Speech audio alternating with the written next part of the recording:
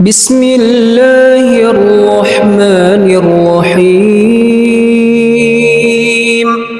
الحمد لله الذي أنزل على عبده الكتاب ولم يجعل له عوجا قيما لينذر بأسا شديدا من لدنه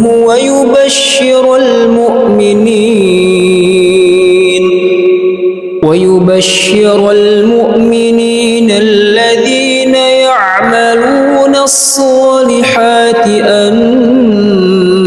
لهم أجرا حسنا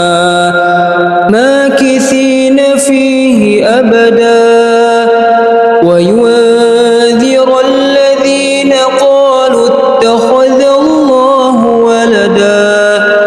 ما لهم به من علم ولا لآبائهم كبرت كلمة تخرج من أفواههم إن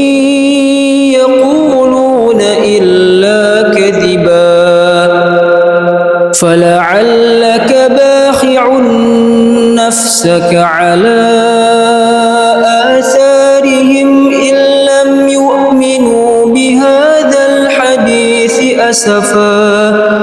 إنا جعلنا ما على الأرض زينة لها لنبلوهم أيهم أحسن عملا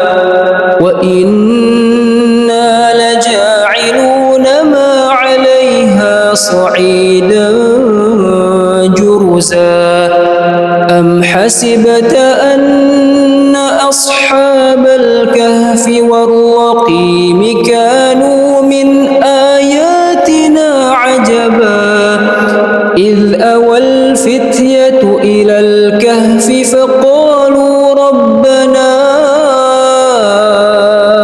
آتنا من لدنك رحمة